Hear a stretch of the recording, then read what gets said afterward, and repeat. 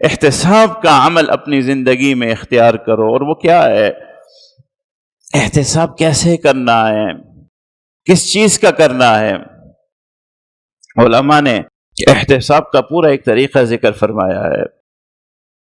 احتساب عمل ہو جانے کے بعد، سال گزر جانے کے بعد، مہینہ گزر جانے کے بعد 3 چیزوں پہ کرنا ہے ہمیں۔ ایک احتساب کو کہتے ہیں محاسبہ طاعہ، عبادات کا احتساب، عبادات کا احتساب۔ آج ہمیں ضرورت اس بات کی ہے کہ پچھلے پورا سال جو ہم گزار چکے ہیں، اپنی عبادات کا احتساب کریں، حساب کتاب کریں۔ اور یہ عبادات کا احتساب کن امور میں کیا جاتا ہے؟ علماء نے وہ بھی ذکر کیا ہے کہ آپ اپنی عبادات کو کس پیمانوں میں تولیں گے، کیسے احتساب کریں گے۔ سب سے پہلے آپ دیکھیے کہ آپ نے کون کون سی عبادات پچھلے سال میں کر رکھی ہیں، اللہ نے توفیق دی ہے۔ سب سے پہلی چیز آپ نے یہ دیکھنی ہے کہ آپ کی عبادات میں اخلاص تھا یا نہیں تھا۔ پہلی چیز یہ، احتساب کا پہلا پیمانہ یہ ہے۔ کہیں ایسا تو نہیں کہ آپ کی کسی عبادت میں اخلاص کے معاملے میں کوئی کھوٹ ہو گئی ہو۔ یہ آپ کی سب سے بڑی متاع ہے، یہ آپ کی سب سے بڑی قیمتی چیز ہے۔ اس دنیا کی آسانیاں بھی، قبر کی آسانیاں بھی، آخرت کی آسائشیں بھی، نعمتیں، انعامات، انوارات، ساری ان طاعت اور عبادات کی بدولت ہے۔ اتنی قیمتی متاع ہے۔ یاد رکھیے، اخلاص ایسی چیز ہے، اگر آپ کے کسی عمل میں اخلاص میں کوئی ڈنڈی پڑ گئی، کوئی تباہی ہو گئی، تو یاد رکھیے کہ بڑے سے بڑا عمل بھی جب اخلاص سے خالی ہو جاتا ہے، اللہ کے یہاں بے وقت ہو جاتا ہے، بے قیمت ہو جاتا ہے۔ سارے سال کی عبادات میں دیکھیے کہ کہیں اخلاص میں کوئی کمی تو نہیں آئی ہے، اور آپ دیکھیں گے تو آپ کو نظر آنا شروع ہو جائے گی۔ احتساب ایسی چیز ہے، اس کا سب سے بڑا فائدہ یہ ہے کہ انسان اپنے عیب پر مطلع ہونا شروع ہو جاتا ہے۔ آپ کو خود پتہ لگ جائے گا کہ کہاں کہاں گڑبڑ ہوئی ہے۔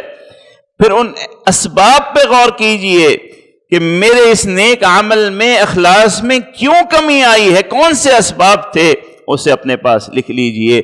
آئندہ ان اسباب سے آپ نے دور رہنا ہے، اپنے اعمال کو آپ نے اخلاص کے ساتھ قائم رکھنا ہے۔ وہ اسباب آپ نے دور کر دینے ہیں جس کی وجہ سے آپ کے عمل کے اخلاص میں کوئی کمی آتی ہے۔ دوسری چیز جو اپنے اعمال اور عبادات کو دیکھنا ہے، وہ دیکھنا ہے کہ آیا آپ کا یہ عمل اللہ کے رسول کی سنت کے موافق ہوا ہے یا نہیں ہوا ہے۔ یہ بہت بڑی چیز ہے، بہت بڑی چیز ہے۔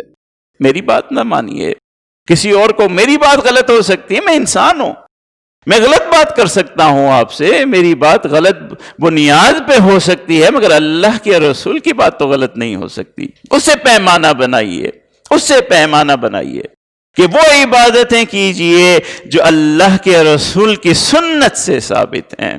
تیسری چیز، اعمال میں جو محاسبے کے لیے ضروری ہیں، وہ ان اسباب پر نگاہ ڈالیے جن اسباب کی وجہ سے وہ نیکی آپ کو میسر آئی ہے۔ یہ بہت بڑی بات ہے۔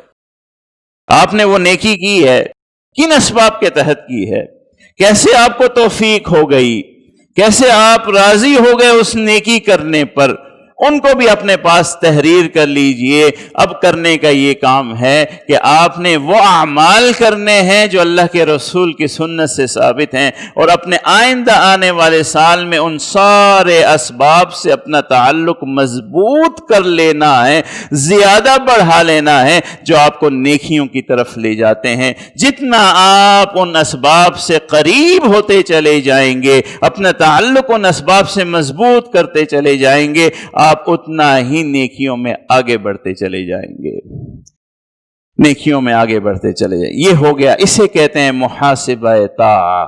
آج ضرورت اس بات کی ہے، جو پورا سال پیچھے گزر گیا ہے، ہم پورے سال میں اپنے نیکیوں کو اس عمل سے گزار دیں، ہمیں پتہ چلے کہ ہم کہاں کھڑے ہیں، ہماری نیکیاں کہاں کھڑی ہیں۔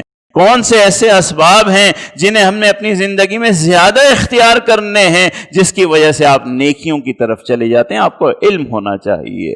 اور تیسری قسم یہ ہے کہ ما لا یعنی کام، مومن کی یہ شان نہیں ہے، مومن کی یہ شان نہیں ہے کہ وہ اپنی زندگی کو ایسے کاموں میں صرف کرے جو اسے نیکی یا دنیاوی فائدے کے علاوہ ویسے ہی خرچ ہو جائے۔ میں نے آپ سے کہا یہ زندگی بہت قیمتی ہے، اس کا یہ ایک سیکنڈ جو گزرتا ہے اتنا قیمتی ہے کہ اگر آپ نے اس کی قیمت کو پہچان لیا اور اسے یوں ضائع کرنے کے بجائے سبحان اللہ کہہ دیا تو جنت میں ایک درخت لگ جائے گا آپ کے لیے۔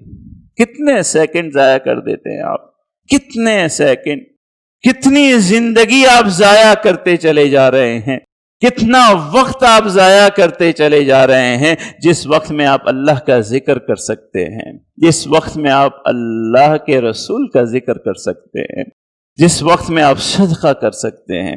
اس حوالے سے بھی اپنے پورے سال کا احتساب کیجئے کہ آپ نے کن کاموں میں گزار دیا ہے۔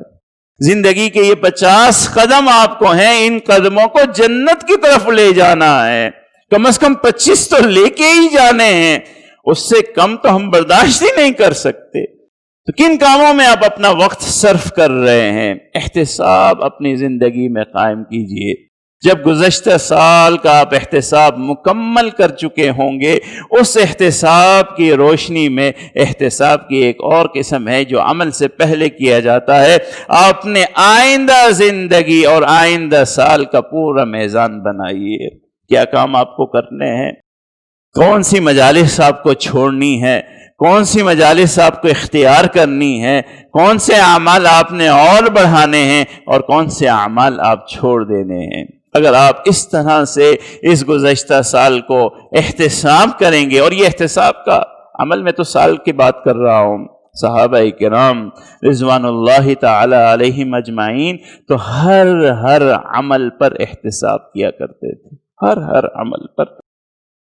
حضرت ابو قتادہ رضی اللہ تعالی عنہ نماز پڑھ رہے ہیں، اب اس نماز کو جب احتساب کے دائرے میں دیکھا، حدیث میں یہ واقعہ موجود ہے، ذہن میں یہ بات آئی کہ اس نماز کی اس رکعت میں یہ جو پرندہ میرے باغ میں گھوم رہا تھا، میرا تصور اس کی طرف چلا گیا تھا، اور میرے ذہن میں یہ سوال پیدا ہوا، یہ خوشی پیدا ہوئی کہ یہ کیسا عمدہ باغ ہے، کیسے درخت اس کے جڑے ہوئے ہیں کہ اس پرندے کو نکلنے کا راستہ نہیں مل رہا ہے۔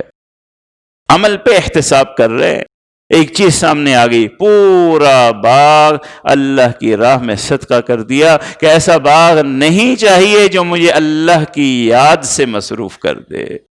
ہر عمل پہ احتساب، ہر دن پہ احتساب کہ میرا یہ عمل اللہ کی رضا کے لیے ہے یا نہیں ہے، یہ عمل مجھے دنیاوی فائدہ دے گا یا نہیں دے گا۔ ایسا تو نہیں ہے کہ بیکار کام ہے، کتنی ہماری مجلسیں ہیں، گھنٹوں ہمارے ضائع ہو جاتے ہیں، کوئی فائدہ نہیں ہوتا، نہ کوئی دنیا کے رزق کا فائدہ ہے نہ آخرت کا فائدہ ہے۔ ایسی مجلسوں سے اپنے آپ کو دور کر لیجئے۔